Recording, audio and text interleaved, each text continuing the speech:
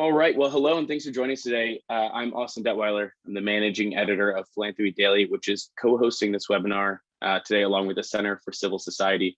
Philanthropy Daily, as you may know, is an online journal of news, opinion, and advice, or practicalities, as we call them, focused on the nonprofit sector. We cover anything from, GoFundMe recently shutting down some charitable accounts to today we talked about how to set a campaign goal if you're running, say, a 2-week fundraising campaign. The Center for Civil Society, which is co-hosting this webinar now, was launched last year as a project of American Philanthropic. The center is American Philanthropic's research and educational arm dedicated to strengthening America's voluntary associations by supporting donors, charitable foundations, and nonprofit organizations. So how do we do that? One way the center fulfills this very important mission is with webinars like this one. So we're gathering fundraisers and nonprofit leaders like yourselves to learn more about their craft. And we're really lucky today to have 2 excellent guests to help us learn about foundation solicitations. In addition to webinars like this, the center, or C4CS as we like to call it, hosts intensive 3-day in-person trainings that you've probably heard me talk about. We have online master classes, which I'll tell you more about, and we host major conferences. In fact, on April 6th, C4CS is hosting a conference in Winter Park, Florida, which I'm told is near Orlando, to discuss democracy and philanthropy in America. We've got a lot of great speakers and sessions, but let me give you just one big name. Our special guest for that conference will be Nebraska Senator Ben Sasse, which is pretty exciting. If you join us for this day-long conference, you'll hear from leading philanthropists, scholars, and nonprofit leaders about the role of private giving in America's history, the history of various policies and laws affecting philanthropy. And if you're a donor, or you might know some donors, we'll talk about how thoughtful donors can give in a way that reflects their values and strengthens civil society. And I expect you'll hear some healthy debate around some of these topics. You'll definitely hear more from us about this. We'll update you specifics on location, timing, some sponsorship opportunities, but it'll definitely be a really exciting opportunity to ask some important questions. Especially if you're a fundraiser, it's a chance to gather with some donors, with your colleagues, maybe bring some of your own donors along and ask these important questions together. But today we're here to get some candid advice from foundation leaders. Let me do a few final words, and then I'll let the folks you really want to hear from chime in. First of all, as always, please send us questions. I've got a few here that I want to ask. I'll take the privilege of the first question, but I know you probably have a lot of questions about fundraising and what really happens to your LOIs or your proposals once you've submitted them. So today we're here to pull back the curtain a bit and to get in the minds of foundation staff to understand the process that they go through to figure out whether or not you're going to get funding. So shoot me your questions. If you toggle your mouse over your Zoom screen, there's a chat box at the bottom. You can send them there. You can see the Q&A button. You can send them there. I'll get to as many as I can. I might merge a couple together to see how much ground we can cover in the time we've got today. Last thing, before I introduce our guests, let me remind you of the old adage: if you know one foundation, you know exactly one foundation. As you know, there are different types of foundations. There's staffed and unstaffed, there's formal, there's family foundations, whatever you want to call them. But even within these different types, they have different policies, practices, preferences, procedures. So what Catherine or Marshall tell us today may not be some universal truth about every foundation, but it will, I'm sure, it will be instructive for us. With that, let me finally introduce Catherine and Marshall. Catherine Coonan is the executive director of the Gianforte Family Foundation in Montana. Catherine actually grew up in Anchorage, Alaska, and moved to Bozeman, Montana in 1998 to study at Montana State University. She's the only person I've ever met that lived in both Alaska and Montana, maybe even Alaska. And she actually took a master's degree in architecture in 2003. She worked in land use planning for a couple of years before she took some time off to stay home with her children. But since 2013, she's been with the Gianforte Family Foundation. And that's where she helps organizations throughout Montana serve the state's most vulnerable. I'm going to ask more about this, But Catherine also tells us that she really likes to do site visits to nonprofits and get to know their work and their people in person there. Catherine also has 4 children with her husband and a dog named Fern, who maybe we'll hear from if Fern is anything like a lot of the dogs during pandemics. Marshall Sana is a senior program officer of Apex Foundation, which is a private philanthropic foundation in Bellevue, Washington. At Apex, Marshall is in charge of managing all political and public policy related matters for the family office, and he advises the principals representing them in government priorities. Marshall serves on several boards and advisory councils related to education, freedom, and school choice, homelessness and urban policies, and police and veterans support, which tells me that Marshall knows a lot of things about a lot of different things and has some important influence over a lot of valuable issues. Before he was there, Marshall was in McLean, Virginia, in the DC area as a fellow at the Westminster Institute. He studied at the University of Washington and did graduate work, another interesting place, at Hebrew University in Jerusalem, also very cool. Marshall is now in Seattle with his wife and their 2 daughters. Okay, let's jump in here. To get us started, I'm going to contradict myself. I said a minute ago that all foundations are unique. That's true, I didn't lie. But one thing that virtually all foundations at least share is that they have a mission. They don't just give money away, they give money away with a specific end in mind. So we're always reminding fundraisers in our work that when they approach foundations, they need to understand the foundation's interest and how their work aligns with the foundation and advances their mission.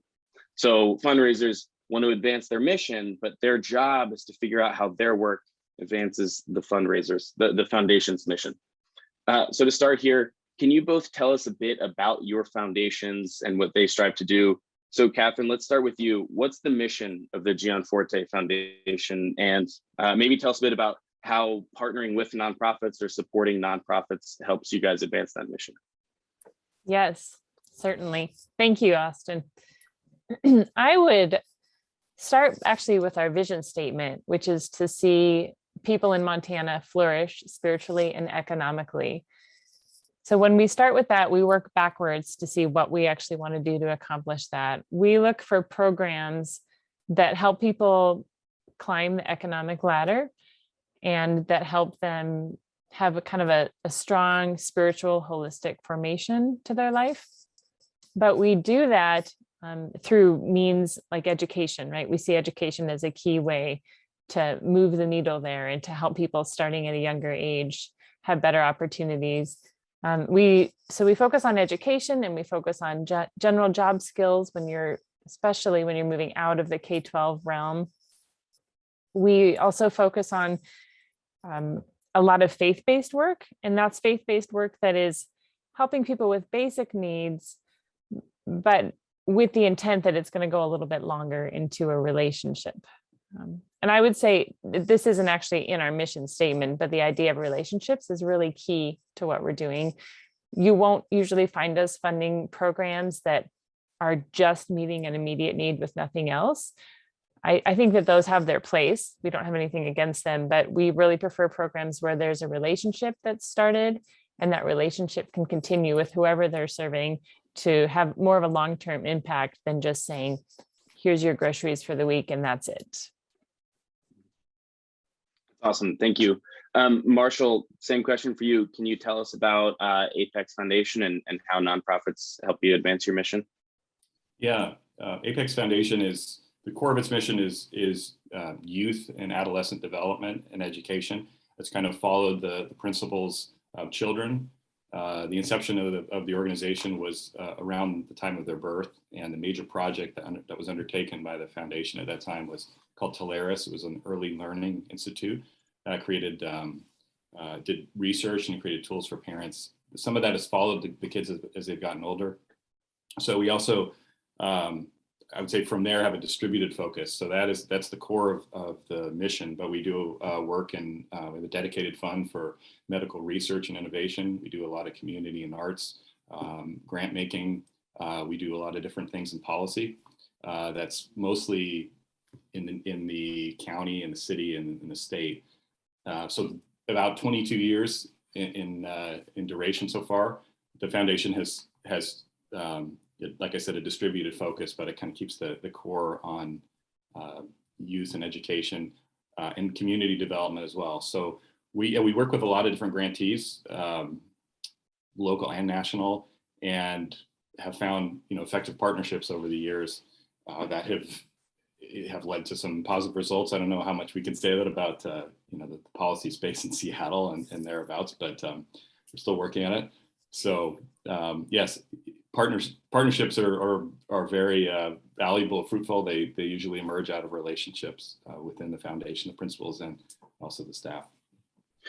So I know the Apex is a family office. Can you unpack that a bit for us? Like, what does it mean? How does it work? What does everybody do there?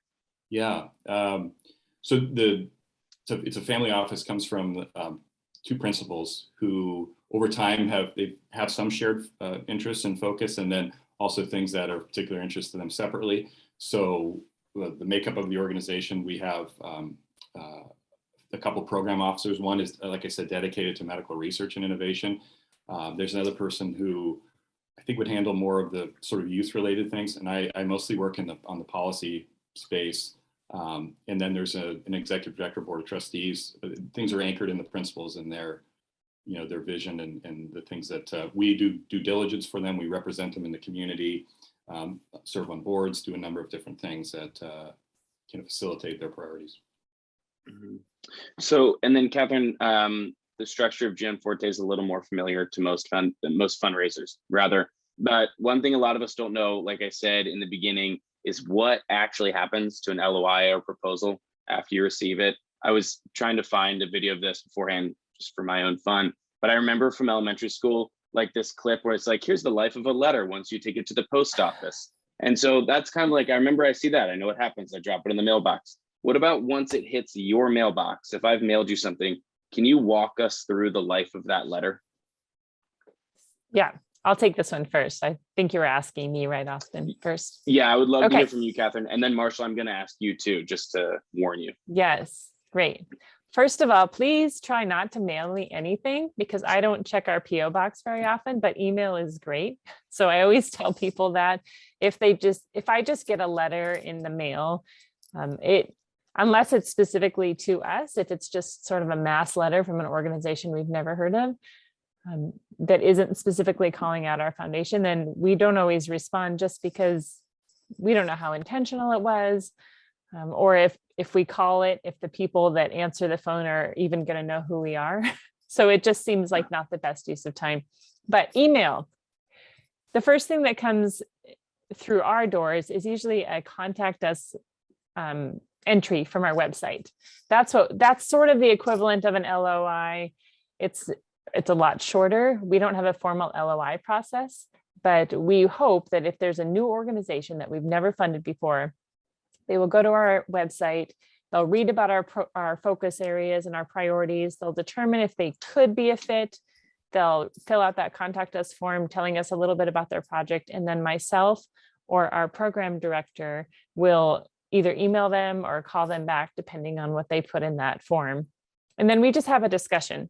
So it's them talking with the staff to see if it's worth continuing on to a full application. If it is, we will give them some guidance on here's the project you should focus on, here's a general amount, here's what you're going to want to highlight when you're applying for this project.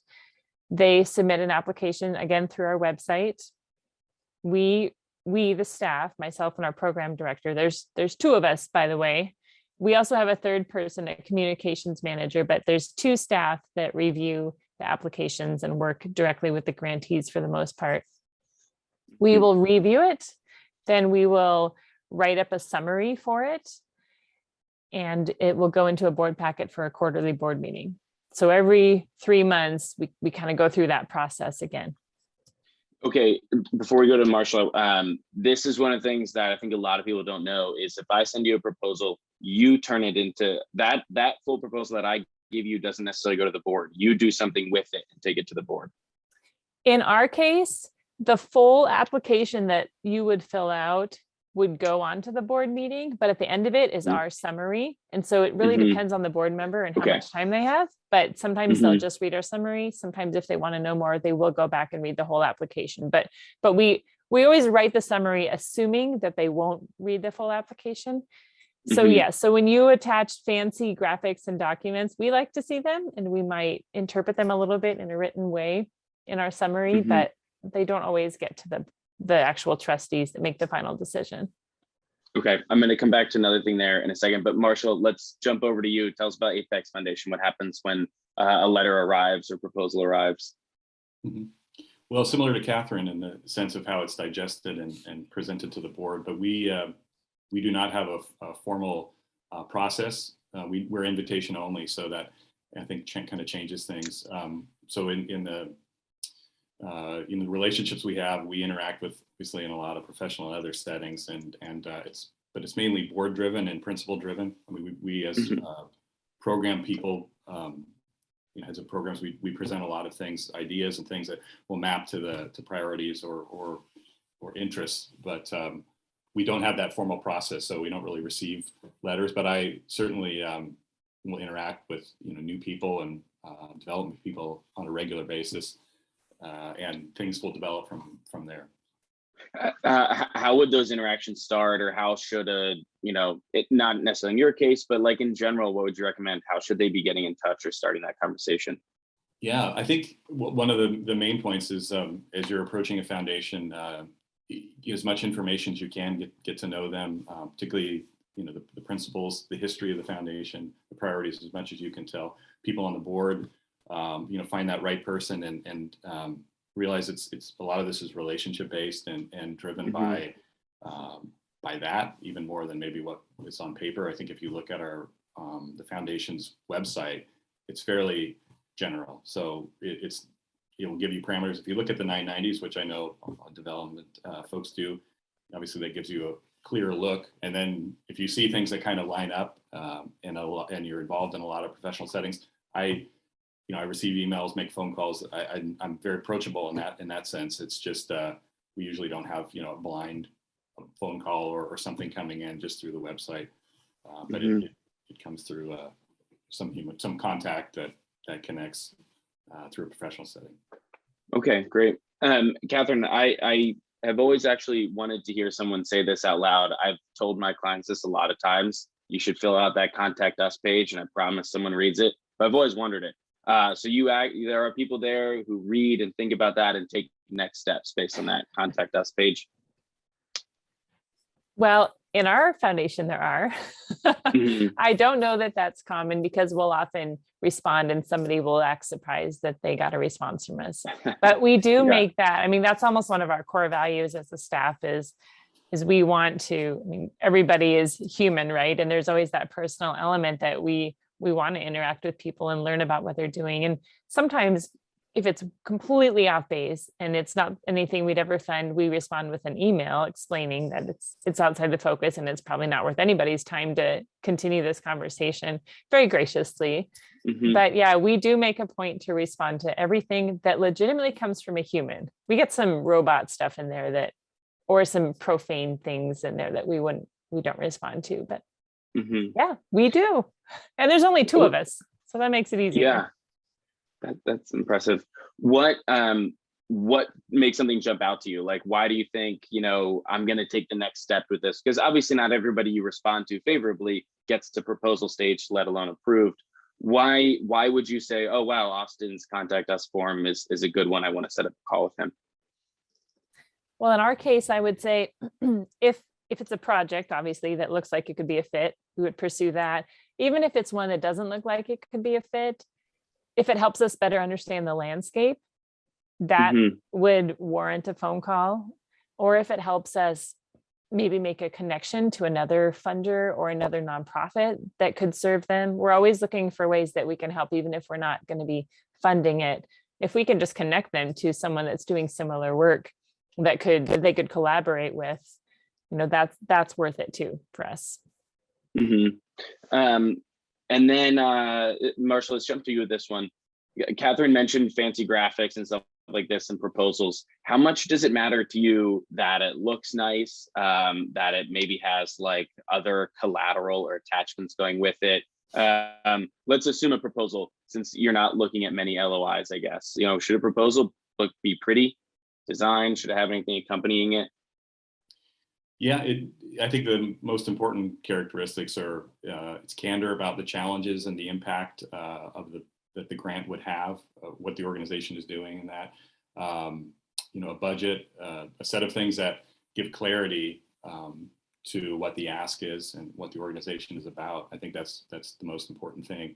And I think, as Catherine said, staff often in foundations will do the due diligence. We'll see maybe a piece that fits right at the moment, or a way to help with an introduction, or facilitating in some way a way forward, like a working group, or just a resource that maybe financial, maybe something else.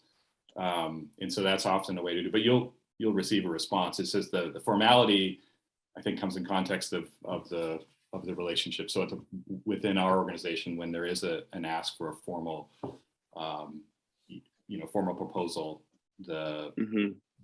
essentially the meat of it has already been understood and observed and connected to something. So. Yeah, that makes sense. That's helpful. Catherine, what about you? Do you like to see anything specific? Do you like more designed or less designed? Because everyone applies online ultimately, and even if someone mails us something that we're interested in pursuing, we will have them fill out the online application. So there isn't a lot of opportunity there for them to add design. They can always attach schematics of a site plan or a building if they're applying for a building project.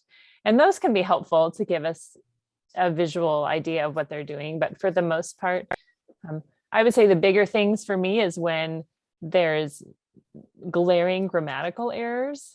That is a little hard for me sometimes I can understand a few typos here and there, but when things aren't even really fleshed out in complete sentences, or it doesn't like they took the time to proofread it at all. And maybe that's just my personality and upbringing, but to me, it seems like, we want to invest. When we're investing in a nonprofit, we're really investing in the leadership and the people that are going to be carrying out the work. And so if the leadership is trying to accomplish all of these big things that take a lot of thought and attention to detail, but the application itself doesn't really seem well thought out or proofread, it sets off a tiny little red flag. It doesn't mean it would be denied, but that's something that I would encourage people to do. That makes sense. Negative indicators kind of jump off the page more quickly than positive indicators sometimes. I imagine with a name like Gianforte too, you are not happy when you see typos right in the front on the cover page or the foundation name. We don't have as much of a problem with that anymore because it's a pretty high profile name in our state. So most people know how to spell it now. That's great. That helps. Here's a question I really like. So when you're putting together summaries, are there things that make it easier for you to do that? Like, are there specific things that you really want to see covered and that makes your job quicker and easier? Let's go to you first, Catherine. We've created our application to help feed our summaries very rationally. So we want to know what's the problem, and anybody can look at our application questions, by the way, but we want to know what's the problem you're trying to serve? How is it not being met by somebody else? How would the money specifically be used if you receive this funding? We have all of that kind of broken down in the application. So once we see the application, we can just pull those and shorten them a little bit usually, but then pull that information into our summary. We like to see numbers. So we definitely want to see how many people do you expect to serve with this grant? Because I know not everything can be quantified with numbers, but I do like to see, okay, if you're asking for $200,000 and it's going to serve 3 people, maybe that's not as effective as, a smaller amount for that many people, or serving more people for that amount. What about you, Marshall? There's specific things that help you in putting a proposal in front of the principals? Yeah, I think what Catherine says, telling a story, having a summary that has all those elements that you can imagine if you're a grant maker that you're looking for is important. And I would say also, and maybe everybody would know this, but if you're getting a signal from a foundation, particularly a program officer or somebody, and it's red, yellow, or green or something, there's often a process that if it seems to map to an evident priority or an interest,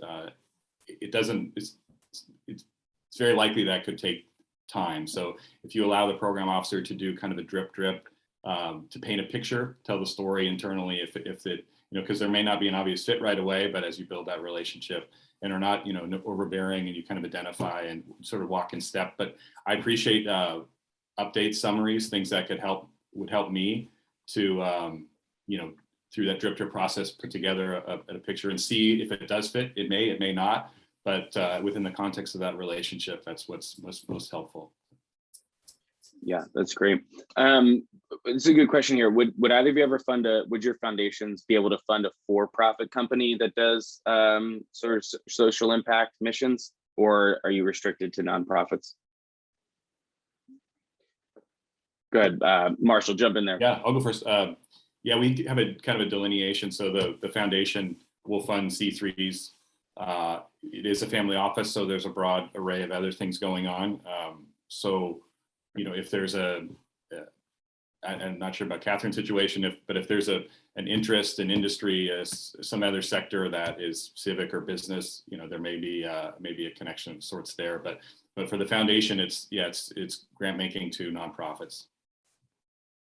How about you, Catherine? Yeah, and at this time, we are also just doing pure on grants to nonprofits. We've thought about impact investing before, but the trustees have decided it's not a focus right now.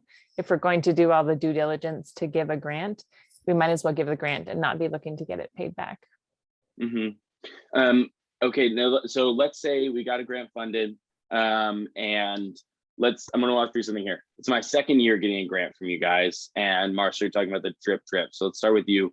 How much communication do you want throughout the year? How should I communicate with you? How frequently? What channels? That kind of thing.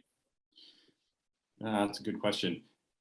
Frequent communication. I think after a grant is made, some kind of report and saying, thank you, here's what we're doing with it. Here are the impacts. Here's our plan. So within that, I don't know if you'd say 30 to 60 days, but just if there's some grant agreement, if it specifies, kind of a reporting schedule, certainly follow that. But if you have a relationship with, the program officer or the executive director, or there's a relationship direct, to a board member or to the principal, regular updates. And they don't have to be long. They don't have to be glossy or big, but just, what are the developments? What are the things that are happening that are exciting, and that we can get a picture of what you're doing. Mm-hmm. What about you, Catherine? What would you like? Or if there's maybe somebody else at the foundation that they would talk to, do you know what their preferences would be? So with us, once something is approved, it gets assigned to one of myself or Joy, our program director, and then that's your point person for the most part going forward. So we will often reach out if it's a grant that has a deliverable attached to it on a quarterly basis and check in if we haven't heard from you, just because we keep a running spreadsheet that we present at our board meetings of here's what's going on with this grant and here's what's going on with this grant. So often we'll reach out, but it is great if even every few months, say we gave a grant to fund financial literacy kits for veterans, right? And so if we can see in a few months, if someone says, we've conducted this many classes, we've served this many veterans so far, we still have this much money to buy X number of kits for the rest of the year. Just quick things like that, just like Marcia was saying, nothing fancy. An email with a few numbers and bullet points that we can stick in is always really helpful for us. The worst thing that we can do, or that any nonprofit could do in our eyes, one of the worst things is if we fund something like a building project, right? Or a really big project. And then we see 9 months later in a newsletter, after not hearing anything, that the project got canceled or completely revamped. That's a pretty hard pill to swallow, especially with a significant grant. Yeah, that would definitely not be nice. What about when you mentioned earlier, like numbers, or you like to see numbers and everything be quantified? Let's say we did move forward, we didn't cancel the project. So I give you the numbers and I'm in touch throughout the year. And then we're hitting, 11 months into the grant or something like that. And I'm not hitting all of my numbers on point. What's your reaction going to be, or what are you going to think about that? I'll go first, Marshall. Yeah, that'd be First great. of all, we have an impact report that most of our grants fill out online. So it goes through the same software that you applied with. If it gets approved and it's the right kind of grant that would be assigned an impact report, we'll assign one and you automatically get an email about 4 weeks before it's due saying, please log in and fill out this report. And those are usually about a year out from when you get the grant. So most people are already doing that. So if they were going to apply a year later for another grant, we would have that report to look back on and see how it went. However, as far as not meeting your numbers, we actually have a question on our impact report on what was not successful with this. We love to see the transparency because we feel like you learn just as much sometimes through that, if not more. So it's not usually a deal breaker if somebody doesn't meet their numbers. Especially because they've usually learned something from it and they have a reason. You know, if they didn't meet their numbers because they just didn't do the project, obviously that might be a deal breaker. But people staying in touch with us on a quarterly basis really helps us preemptively address that before it gets to the 1 year point where they're asking for more money. That makes sense. Marshall, anything to add to that or any other thoughts? That's a pretty accurate representation of our approach as well. Yeah. That's awesome. It doesn't happen too often where there's a wide divergence between what the outcomes are and what was laid before us and what they were aiming for. So. So Marshall, let's keep walking this one out. So we've been a grantee for a couple of years. We've been talking the right amount, hitting my numbers more or less. It's at least explainable. When I'm submitting my next proposal, how different do you want it to look every year? Like a lot of work goes into each proposal. Do you want a lot of work to go into making it feel different if it's sort of an extension of a program, or should it just be updated and then, maybe talked about with you?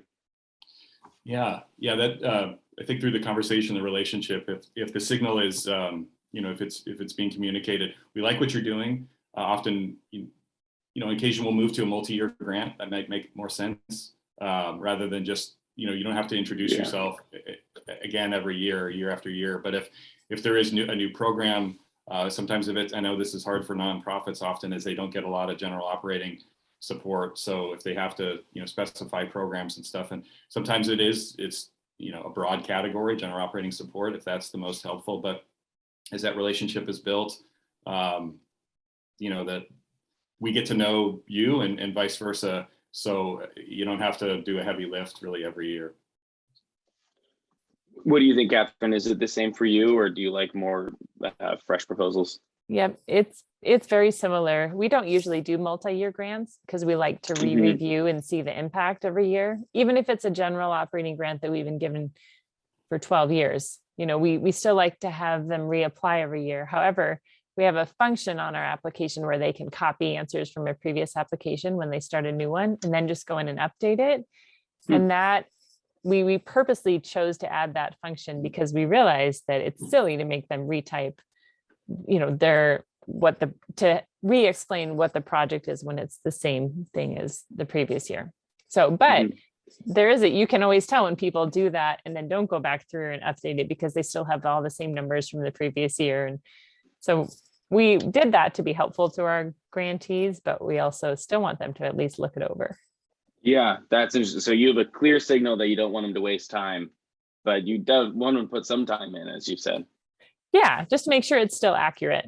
That's the whole reason we read it, is we don't need to relearn what they're doing, but we want to see how things have changed. Yeah. Somebody asked a really good question here, basically flipping this conversation on its head. So the grant proposal was denied, but we're invited to apply again next year. What do you recommend for building that relationship over the course of the year so that, the proposal has a better chance next year? What do you say, Catherine? I am trying to think of a case where that's ever happened with us. I think usually when it's denied, it's because the organization is just outside of our mission in some way. And so we don't usually ask them to apply again next year. The only time that we've ever done that is if we've denied a particular project, but we said, there are some other projects you're doing that could be a fit. Let's talk about those. And then we continue the conversation through email or phone call, and they might even apply before a year is over because they haven't received funding from us that year. But for the most part, we've never had that situation where we've had to stay in touch. What about you, Marshall? Have you ever experienced that, or do you have any thoughts? Yeah, it's actually very similar. If it falls outside the mission or the priorities will change and will ebb and flow in some ways, but we have wide categories of program areas, so sometimes there is a fit after an initial decline or whatever. So if you stay in touch, here are our programs. Maybe if you're in town, schedule a meeting and take the signals from the program officers if there's a developing interest in that way, and it might have an alignment. I've seen, for example, civics, and we have a focus, one of the principals, on character development, and he was on the board of a certain organization, and they had a kind of a kit that they were using, a resource package for schools, and so it was something that I was particularly focused on, helping facilitate that. But as that interest developed, started finding out more nonprofits in the field and what they were doing, and initial contact went into something that was a grant 2 years later. So if that answers the question. Yeah. So Austin, I have another thought that something please. Marshall said triggered this, but if we do deny a group, and never with the assumption that they're going to reapply, we still have had some reach out again. And here's the way, at least in my case, that I would recommend you doing that. If you were denied, but you were never given the nod to let's try again later, waiting even a few years, and then just sending a quick email saying, we applied for this, it wasn't a fit at the time, just checking in, super casual, super short, to see if it's worth continuing the conversation. And then and that's happened several times. And then I can respond with, actually, yeah, we are leaning more into the space of mental health or whatever it is. Let's talk and see what you're doing. Or no, it's still not a fit. And then you respond back with, great, just thought I'd check. And then we're done. So then there's not that nagging question in the nonprofit's mind. And hopefully they have some clarity. And I don't have the sense that they are totally disregarding the fact that we weren't a fit earlier and suddenly think that our decision back then was wrong and they need to try again. Mm-hmm. Yeah, so that triggered a thought for me. It's really intimidating for fundraisers approaching very intimidating people like the two of you, obviously. But so what do you think, like when I'm sitting down to write my email, like I often end up thinking, boy, I better make this perfectly crafted and answer every question. It better look like the best email the world's ever seen. And it will be. Do you want that? Or are you thinking like just be short and to the point and we'll go from there? What do you think, Marshall. Catherine? But okay, Marshall first. Yeah, short to the point, clear. I think if there's not, if there's not an over eagerness or an assumption that, hey, you've got a lot of money and we're in the same field, so what's wrong? Let's if that's not kind of the underlying approach, whatever, it's fine. It's something short and clear summary of here's what we're doing and thought you might be interested, FYI kind of thing. That's great. And specifically, if you're checking on where is this in process, the program officer or the executive director will give you a clear answer on, hey, we're kind of caught up here. We don't have a board meeting till spring or fall. Here's what the questions are, or I'm waiting on some feedback on it, whatever the case. But it doesn't need to be, don't exhaust yourself in trying to be perfect on it. But like Catherine said, grammatical errors and stuff are, I know we all do them, and I do. But if it's in some formal document or you see some regularity with it, it's kind of whatever. Yeah. Yeah. Do you agree, Catherine? Shorter, casual, even? Yeah, for the most part, definitely shorter and casual. And I still proofread most of my emails that I send out because I try to be a perfectionist too. But at the same time, I think it's important to remember that everybody is another person, and we can just have regular conversations and relationships, and we're all at the same level here in many ways. Mm-hmm. Yeah. I have a couple questions here about like deadlines and specific submission. Here's maybe an easy one. Catherine, I know Gianforte has application deadlines. Marshall, I don't know. Do you have grant cycles or deadlines that not we would know about? No. Okay, so Catherine, this is just for you then. Does it help to apply ahead of time? Does it like way ahead of time? Does it look bad if I'm applying at the 11th hour, or do you not notice? You just know there's a deadline? Probably more that we don't notice. We don't Mhm. usually start reviewing them until the deadline hits. And then we just work Yeah. like crazy for a week and try and crank through them all and get the Mm-hmm. summaries written up. So it doesn't really matter. And honestly, the deadlines are only 3 months apart. So there's never going to be anything that's in there for more than that length of time anyways, in our case. Mhm. Okay, that makes sense. Here's this question came in. I'm curious what you guys think. They said their organization got a grant from a foundation. It was approved in September, but because of some administrative stuff, it didn't come in until February of this year. So sort of a 21 grant, it landed in 22. Would it be okay to apply again in calendar year 22? Let me go with Marshall, since Catherine, it might be different with your grant cycles. What do you think, Marshall?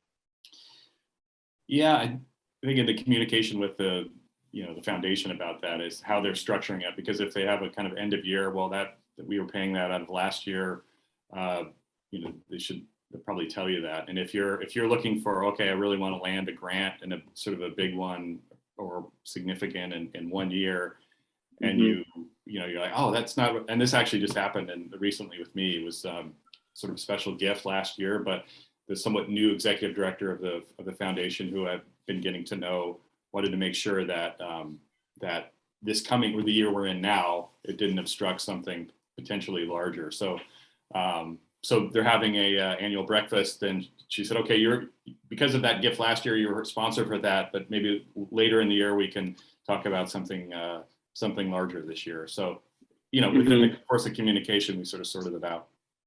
Yeah, okay. So I want to translate that to what I think like fundraisers might hear a lot of the time. Basically, the answer is just communicate about it, right? Don't be overly worried about just asking ahead of time.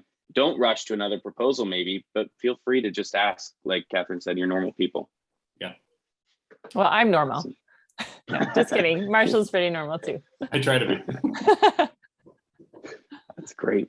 How about ask amounts? Do you guys like to see really ambitious ask amounts? Do you want it to be really like realistic or modest based on the organization? Do you have any thoughts on like where people should pin that amount?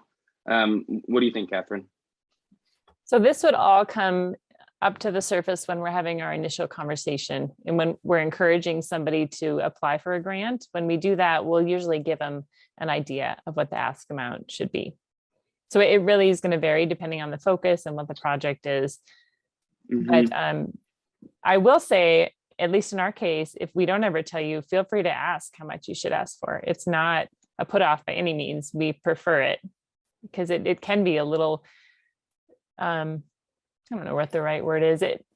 Disheartening maybe to see an application come in for an organization that we've never funded before. That's kind of on the fringe of what we focus on, asking for millions of dollars. I mean, it just seems like maybe they didn't do their homework. Yeah. So again, communication, right? Yep. You're okay. That's not a weird question to ask. No. How much? Okay. No.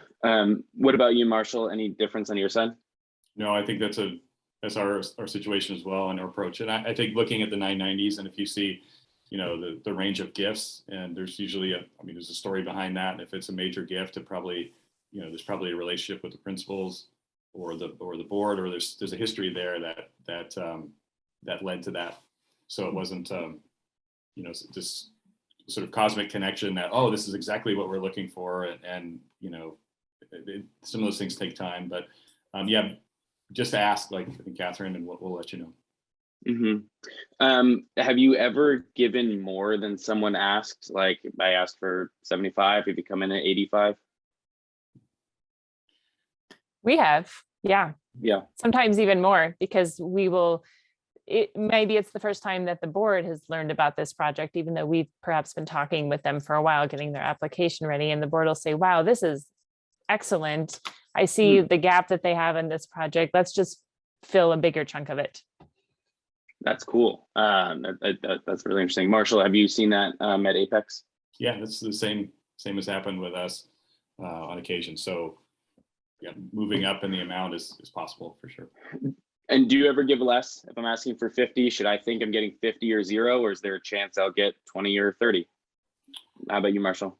Yeah, that does happen. And if somebody comes in kind of dry or not doesn't have a sense of, what generally the gifts are and what they, where they go and why they were given, and they just ask for something big, it can be, well, let's start here, or this is the best fit, and we'll tell you that. But, I mean, I don't know about Catherine, I think over the history of my time at the foundation, that the big, huge organizations like universities are probably the most clunky and sort of, huge asks or whatever. And there's a whole set of issues there, but often they have they can have a discoordinated, like you're getting multiple touches, multiple points of contact and whatnot. And that can be, it's not helpful. So, but outside of that, most nonprofits are pretty nimble and they have a point of contact and they get to, know you. How about you, Catherine? Is your experience the same? Yeah, and we'll often give less, and we'll even tell people when they're applying, you could apply for up to this amount. We might give less if it's even approved at all. Mm-hmm. Okay, here's a fun question. Hopefully you won't mind. One of the things that's really fun for fundraisers is like horror stories. Like, tell me about a meeting that went really poorly. It's a great interview question too. Obviously, how'd you save it? But do you guys have horror stories? Could you tell me about a meeting that went bad, maybe a proposal that went bad, and either glean some insight from it, or maybe it'll just be fun to tell? What do you think, Marshall? Well, let's go through. Or I don't want to force anybody. If you have a story, you can jump in. Go ahead, Marshall. Yeah, well, actually, I discussed that with my colleagues, and for my last answer, it was a university that it was just coming in with at a lot of different angles, and with the presumption of you're grateful to hear from us, now let's have a large check. So that's I think a lot of the horror stories that I've experienced and heard are kind of related to that. And also I think another one, and this is maybe something useful, is if you come in and you really haven't figured out the human landscape and sort of who's who and kind of how things sort out, who's making decisions, maybe what their interests are, as much as you can tell. We had an occasion where somebody came in and really attached themselves to one of the principals, and just totally, actually to the president, and did not notice or give any real attention to one of the principals.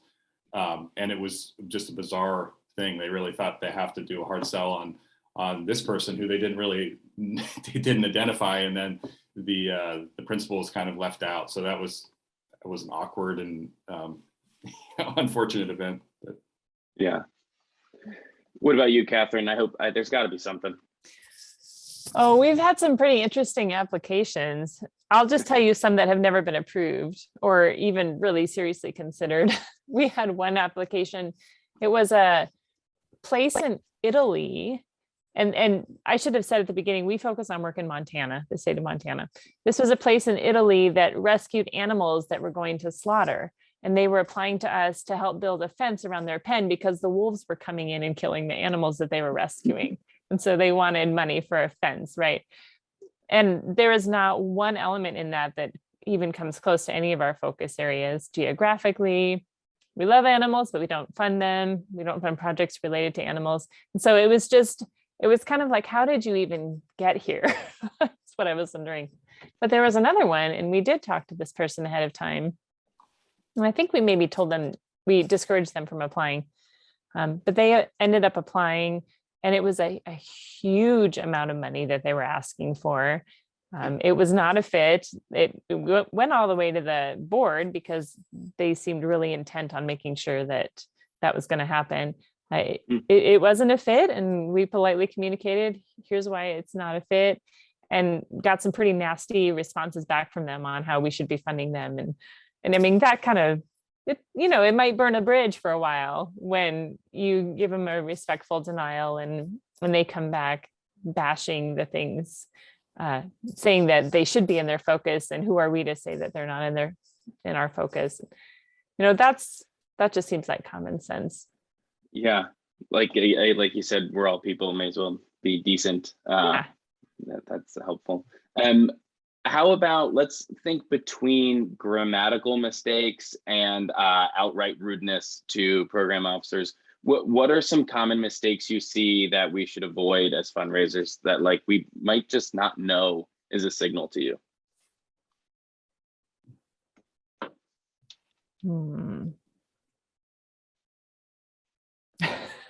That's tough. I hope I've got a stumper here. That would be great.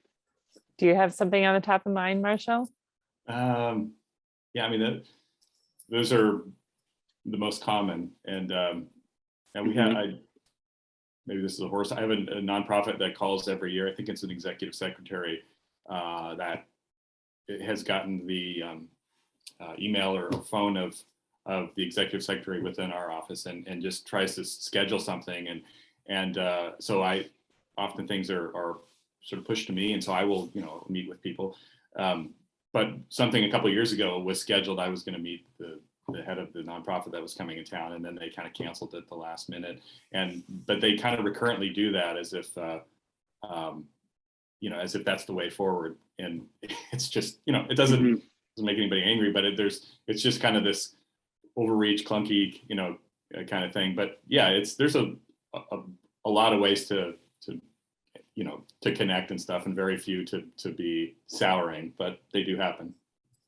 If I'm reaching out, for a meeting, do I want a meeting with one of you, or do I want to ask for you to connect me with, a decision maker or a board member? What's the process for Gen Forte?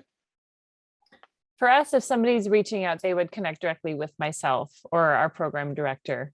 The board rarely meets with people just because they're all very busy with their schedules and not even all necessarily in Bozeman, which is where I am, by the way, in Bozeman, Montana. So definitely reaching out to the staff, and we'll even get people that do reach out to a board member specifically, and the board member will connect them with us to do our part of it. How about at Apex? Yeah, that's similar. There's, program people or executive director, they can be kind of the gatekeeper, and naturally, if the people that we tend to take the meetings, and if the principal or the board member, if it's something that they're seeking on their own and it's kind of board driven or principal driven, they'll do that, or it's a relationship that they have. But otherwise, it's we do the due diligence, we work with the relationships, and that often, and I don't experience that everyone's had who's watching this, if they try to go directly to the principal, it's often not the right step. That may happen later, but it's the program people and executive director that are usually working on that level. Okay, that's good. So you don't want an overstep. You want somebody to jump above your head and go around you. Yeah, it's not the best idea unless you have if you have the connection, and you've kind of tailored your approach, and you know what you're doing. That can occasionally work. But if you don't know that person, you're just saying, hey, I think you're the gatekeeper or whatever, but just get out of the way. That never works really. Yeah, that makes sense. And where did my last questions go here? We talked a lot about relationships in the beginning. Are previous grantees more likely to get a grant than new ones? Like are partnerships over time really important for you guys? For us, they are. But we're always open to considering new ones and starting new partnerships that will hopefully go for many years. What about you, Marshall? Yeah, couldn't have said it better. That's the same with us. Do you like, if you've got somebody you've been working with for a long time, do you like to see them like in-person meetings more than once a year, or do you like to keep it like once a year meetings, but like you said earlier, the sort of drip of knowledge over time? Well, Catherine, I think they work in Montana specific, so you may be interacting with these people more often. And we have a similar in King County and Washington State. We'll certainly see people more than once a year. And there's different settings to do that. But yeah, it depends. But if there's a relationship that's built up over time, we tend to do that. So especially at high level. Yeah, and we do site visits. We try to do site visits to organizations, ones that have something to visit. A lot of them don't necessarily have a specific project to visit at least once a year. And we'll do traveling, especially in the summer. We do more traveling around the state. So we'll meet with people then. Awesome. Yeah. Do you do site visits with all of your grantees, or is it that have sites, as you say, to visit? Like, that's part of getting a grant, or is it just some of them? So for us, it's often something we do after we give the grant, although we're Hmm. trying to do more of them now before while we're still considering it. We've always tried to keep the timeline from when you apply to when you get your decision within a few months at the very most. So if we have to schedule a site visit, that might bump your, if we haven't funded you yet, that could bump your request to the next quarter. But sometimes it's worth it. It's almost like a job interview. We value the site visits when we can make them work. We're in Montana. It's a big state. So sometimes, especially in the winter, it's not as conducive to driving around and visiting a lot of places, but then we make up for that in the summer. Hmm. Awesome. Okay, well, this brings us right to the end. I have to cut us off there because I have a couple things to plug. Marshall, Catherine, thank you very much for your time today. This is really helpful. Thanks everybody for joining us as well. I want to mention 3 opportunities. I already mentioned the conference, Democracy and Philanthropy in America. That's on April 6th. We'll drop a link in the chat box so that you can click through there to learn more. And we have 2 more upcoming webinars. On March 9th, is a webinar called Why They Stopped Giving. American Philanthropic ran a survey to lapsed donors of foundations, and we're going to walk through the survey findings. The most exciting, the most prominent finding, I'll tell you now, we'll unpack it a little more. The most prominent finding was that most lapsed donors don't know they're lapsed donors. And that tells us something about how we should engage with lapsed donors in particular, but donors throughout the year. A lot more on that from Matt Gerken, American Philanthropic Partner Matt. And then on March 16th, another webinar called Obstacles and Opportunities for Catholic Fundraising. And that'll be with American Philanthropic's managing consultant, Ben Domain, who does a lot of Christian ministries work, and Ryan Carney, who works with the Society of St. Vincent de Paul. We'll talk all about how to raise money for your Catholic nonprofit. Again, Marshall, Catherine, thanks so much for being with us today, and have a great rest of the week and a great weekend. Bye now.